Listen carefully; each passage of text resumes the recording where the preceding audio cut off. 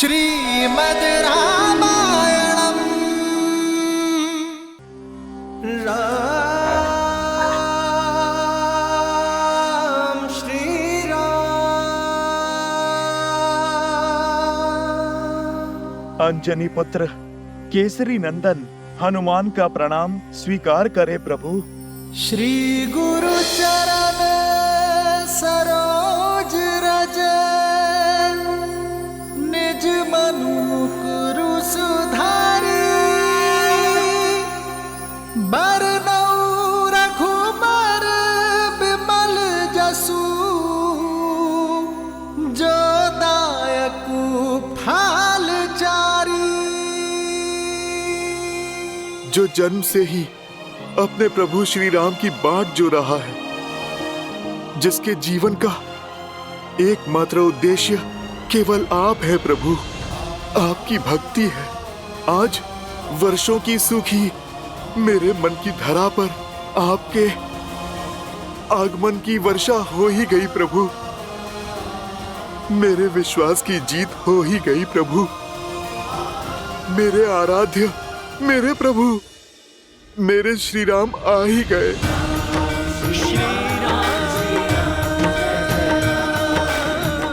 उठो हनुमान। हनुमान का स्थान चरणों में नहीं, राम के हृदय में है।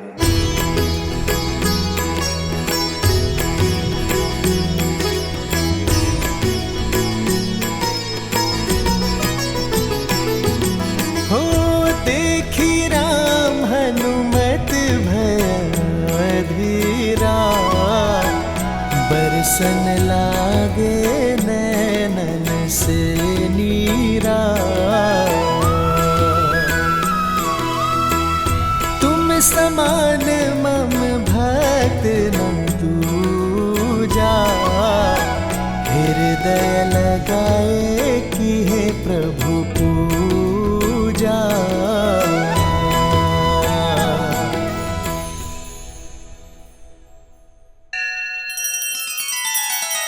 श्री रामचंद्र कृपालु भजु मन हरण भव भय दारुणम।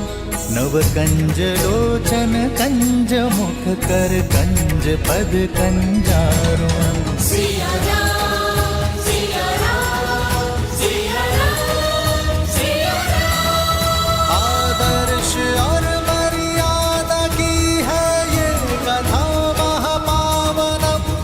काट मद श्री से मिला दे श्रीमद् रामायणम, श्रीमद् रामायणम। सिया राम, सिया राम, सिया राम, सिया राम। प्रभु, मैंने तो आपको पहचान लिया था, किंतु वानरराज सुग्रीव का मंत्री होने के नाते उनके लिए मैं सत्य को तथ्य में बदल रहा था। प्रभु, दुख तो केवल इस बात का है कि एक भक्त ने अपने भगवान को पहचान लिया था, किंतु भगवान अपने इस भक्त हनुमान को नहीं पहचानता। यदि पहचान लेता तो आपके ज्ञान का, प्रेम का और स्नेह का दर्शन कैसे कर पाता, और पहचानता भी कैसे हनुमान। आपने अपने ज्ञान से और वेशभूषा में इतना उलझा जो दिया था हमें। भूल हो गई प्रभु, भूल हो गई।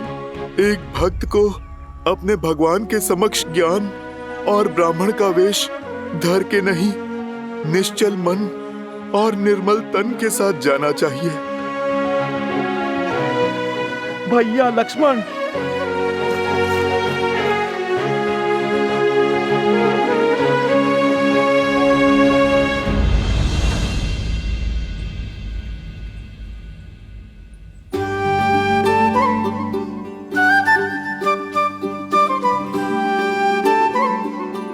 श्री राम, प्रणाम। प्रणाम लक्ष्मण भैया। प्रणाम। प्रभु, ये नल है और ये नील, महाराज सुग्रीव के मंत्री और अद्भुत अभियंता है दोनों। प्रभु क्षण भर में अत्यधिक सुंदर निर्माण करने में सक्षम है दोनों। बस श्री राम, जो भी सीखा है हनुमान जी से सीखा है। क्यों नील? उचित भ्राता। हनुमान, अब तो वानर राज के पास ले चलो हमें। प्रभु, आपके साथ जुड़ना तो महाराज सुग्रीव का सौभाग्य होगा। पत्नी के वियोग की जिस पीड़ा से आप आहत हैं, वही दुख उन्हें भी कचोट रहा है। आप दोनों की ये मित्रता केवल आप दोनों के लिए ही नहीं, बल्कि संपूर्ण संसार के लिए कल्याणकारी होगी। प्रभु, प्रभु, आप आइए, आइए मेरे कंधों पर विराजमान होइए। मैं आपको ऋषिमुख पर्वत के शिखर पर महाराज सुग्रीव के पास ले चलता हूँ। नहीं नहीं, हम चलकर जा सकते हैं। आपके कंधों पर कैसे? माना कि आप बलिष्ठ हैं, परंतु हम दोनों का भार उठाकर पर्वत के शिखर तक चढ़ नहीं पाएंगे आप। लक्ष्मण भैया, आप जिसे भार कह रहे हैं ना, वो तो हनुमान के लिए एक त्योहार है, आनंद की बौछार है। लक्ष्मण भैया, प्रभु श्री राम के इस दास से आप ये शुभ अवसर मत छीनिए। मैं आपके प्रश्नों का उत्तर अभी दे देता हूँ।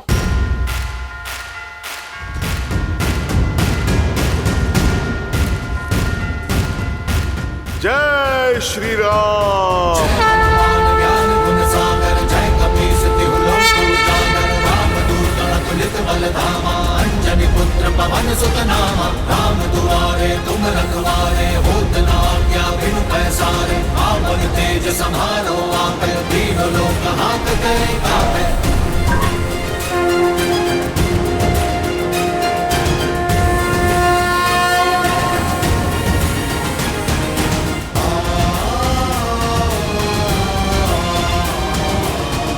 आओ लक्ष्मण।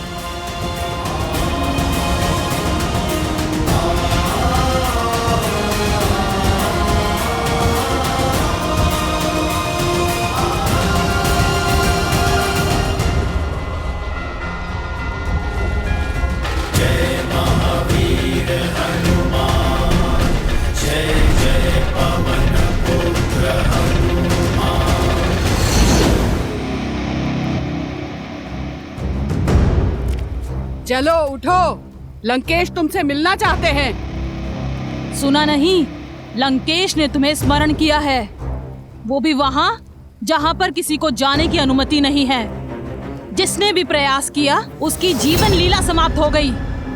यदि मिलना है तो यहाँ आ जाए, मैं कहीं नहीं जाऊंगी। बंदी होकर भी इतना अभिमान, इतना अहंकार? मत भूलो कि लंकेश की दया पर अब तक जीवित हो। भय का चिन्ह तक नहीं दिखाई दे रहा है मुख पर। भय उन्हें लगता है जिन्हें स्वयं पर विश्वास नहीं होता। लगता है तुम्हें बलपूर्वक ले जाना होगा। त्रिजटा, उठाओ इसे। चल उठ।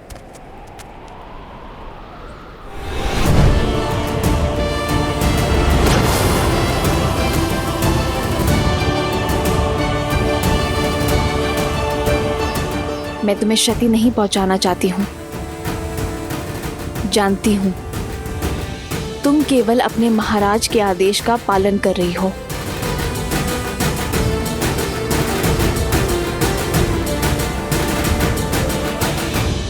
चलो।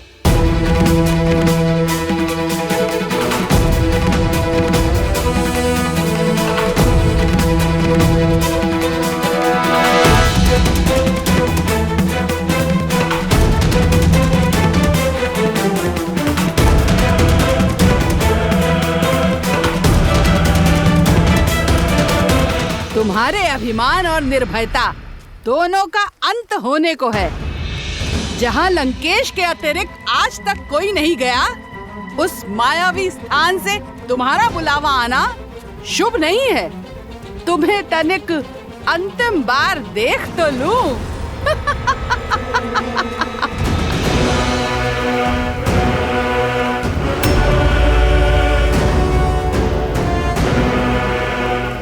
चलो।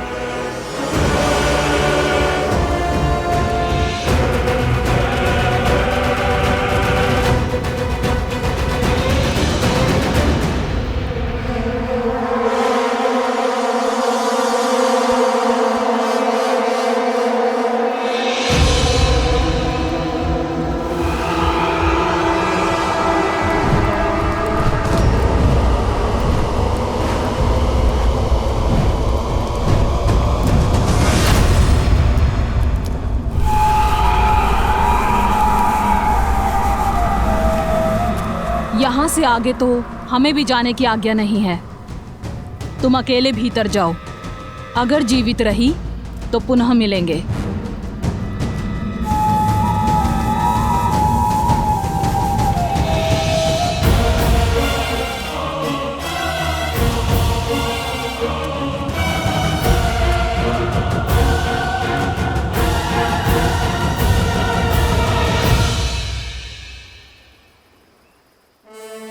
प्रणाम महाराज सुग्रीव। प्रणाम मुख्यमंत्री जामवंत। प्रणाम श्री राम। आसन ग्रहण कीजिए।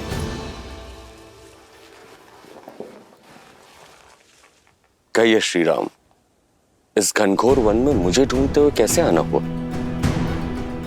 निर्वासित हूं, सैन्यहीन हूं, परंतु जो भी बन पड़ा मैं अवश्य करूंगा।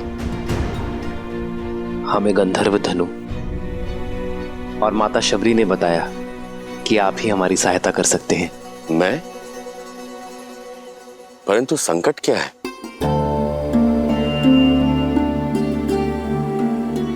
मैं अनुज लक्ष्मण और भार्य सीता के साथ पंचवटी में वनवास के अंतिम दिन बिता रहा था। तब एक दुष्ट राक्षस रावण ने मेरी सीता का हरण कर उसे अपने विमान में दक्षिण की ओर ले गया। बस उसी की खोज में यहां आया हूं वनराज। क्या? रावण? पुष्पक विमान?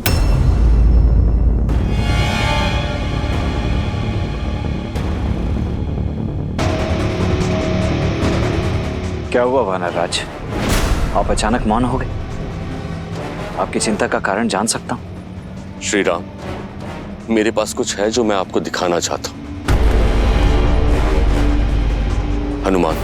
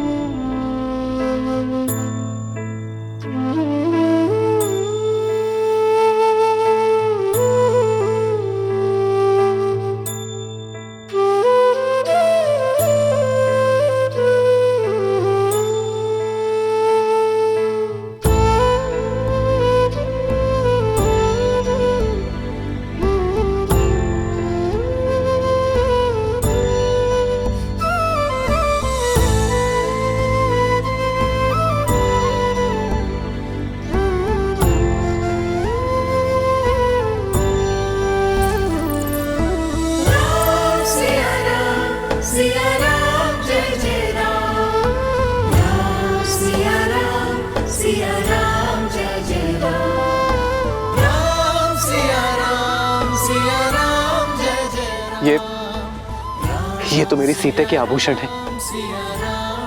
ये आपको कहां से मिले महाराज?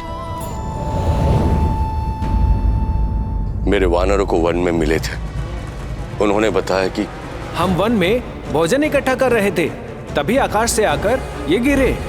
हमने देखा एक विमान में कोई राक्षस किसी स्त्री को ले जा रहा था। यानी मेरी सीता, मेरी सीता पीड़ा में थी। वो मुझे सहायता के लिए पुकार रही थी और मैं उसकी सहायता नहीं कर सका। लक्ष्मण, ये मेरे सीते के ही आभूषण है ना? देखो लक्ष्मण। क्षमा कीजिए भैया, परंतु मैं इन आभूषणों को नहीं पहचानता। आज तक मैंने भाभी माँ को केवल उनके चरणों से ही देखा है। मैं तो उन्हें उनके चरणों से ही पहचानता हूं भैया। उनसे दृष्टि मिलाकर बात करने का दुस्साहस आज तक नहीं किया मैंने। अन्य आभूषणों का तो ज्ञात नहीं, किंतु प्रतिदिन उनके चरण स्पर्श करने के कारण मैं ये अवश्य जानता हूं कि ये पायल निश्चित रूप से भाभी मां गई है।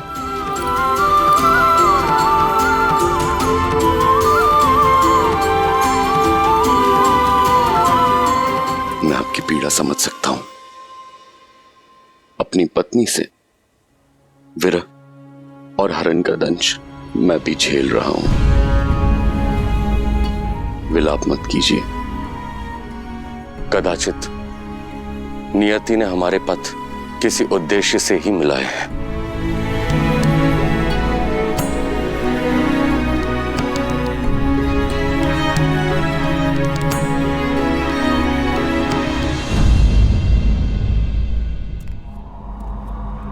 अग्निना रयिमश्मपव यशसं वीरवत्तमं पोषमे दिवे दिवे दिवे दिवे यशसं वीरवत्तमं।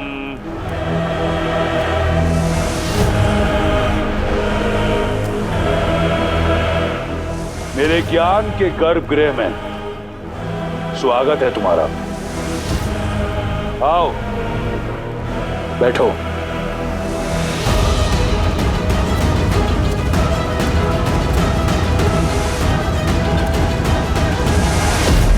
ये ग्रंथ, ये ज्ञान कठोर परिश्रम से पाया है मैंने।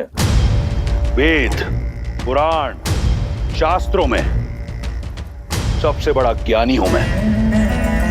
इतना कि स्वयं ब्रह्मा भी वाद विवाद में मुझसे कतराएंगे, क्योंकि ज्ञान ही तो है जो साधारण को असाधारण बना देता है। अपनी घोर तपस्या से मैंने इस ज्ञान को अपना शस्त्र बनाया है।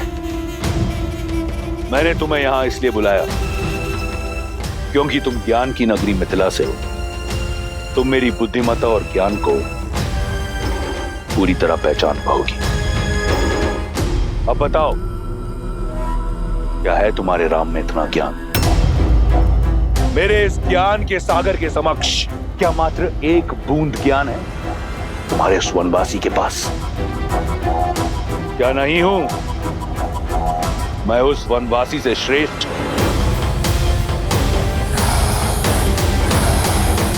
वेद पढ़ रहे थे ना, तो ये श्लोक भी पढ़ा होगा। हे विद्वान, यथा नदी पर्वत शिलाशु पराक्रमी तमम विछिन्दति। अवश्य पढ़ा है। खंड 2 सर्ग 41 श्लोक 17। हे विद्वान, यथा नदी पर्वत शिलासु पराक्रमी तम विचिन्दन्ति तथैव विद्वान स्वबुद्ध्य एवं पौराणिक कथानानि प्रचारकानि जनाशयति। रुक क्यों गए? श्लोक पूरा पढ़ो। शिष्ट वचने उदात्त करुणा च स्त्रिय प्रणमाम इति। श्लोक पढ़ा, पर अर्थ कदाचित नहीं समझा होगा। मैं बताती हूँ, जिसका अर्थ है, हे विदुषी, जिस प्रकार नदी का तीव्र भाव अपने साथ ऊंचे पर्वतों और शक्तिशाली चट्टानों को चकनाचूर कर देता है, उसी प्रकार एक स्त्री का ज्ञान हर मिथ्या, हर भ्रम को तोड़ने में सक्षम है। हमें अपने करुण भावों और आचरण से ऐसी स्त्रियों के सामने नतमस्तक होना चाहिए।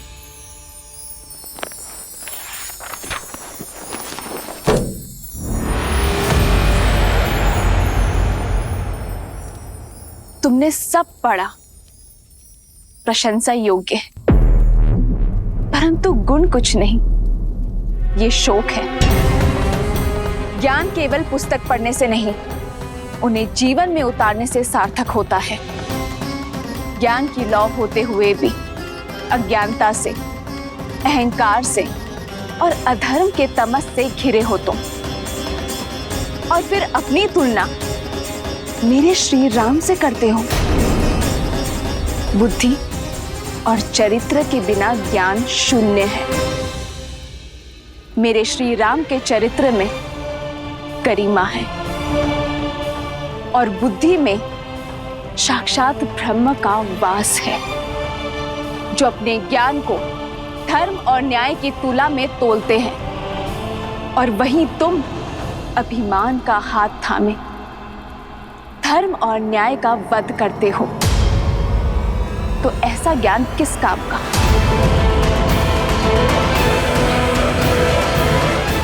तुम अहंकार समझती हो, वो मेरा आत्मविश्वास है। इस राक्षस के पास जब कुछ नहीं था तब भी केवल आत्मविश्वास था। इस संसार ने मुझे कुछ दिया नहीं, मैंने जो पाया प्रहार से।